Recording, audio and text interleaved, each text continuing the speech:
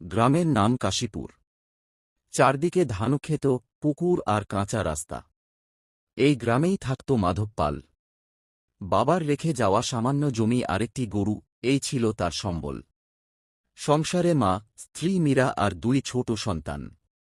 অভাব ছিল নিত্যসঙ্গী। তবু মাধবের চোখে হতাশা কম, বিশ্বাস বেশি। মাধবের গোয়াল ঘরটা ছিল মাটির দেওয়াল আর খড়ের ছাউনি দিয়ে বানানো।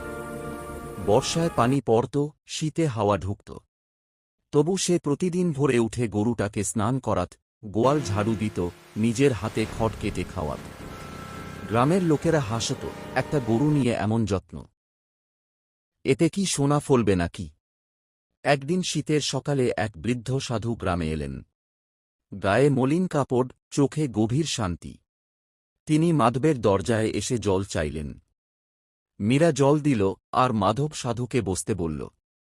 সাধু চারদিকে তাকিয়ে গোয়াল ঘরের দিকে ইশারা করে বললেন, এই ঘরেই তোমার সোনার চাষ হবে।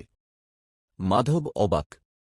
সে হেসে বলল, মহারাজ, গোয়াল ঘরে আবার সোনা জন্মায় নাকি? সাধু মুচকি হাসলেন, যেখানে যত্ন, সৎ পরিশ্রম আর ধৈর্য আছে, সেখানেই সোনা জন্মায়, এই বলে তিনি আশীর্বাদ করে চলে গেলেন। সাধুর কথা মাধবের মনে গেঁথে গেল। সেদিন থেকেই সে। এক রাজ্যে ছিল এক দরিদ্র বাবুর্চি। তার রান্নার হাত ছিল অসাধারণ।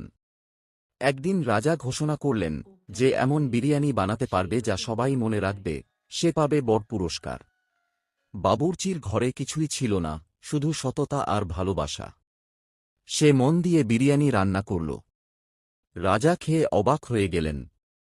স্বাদে ছিল না সোনা, কিন্তু ছিল হৃদয়ের উষ্ণতা। রাজা বললেন, এই বিরিয়ানি সোনার বিরিয়ানি। পুরস্কার হিসেবে বাবুর্চিকে দিলেন স্বর্ণনয়, সম্মান ও সুখী জীবন।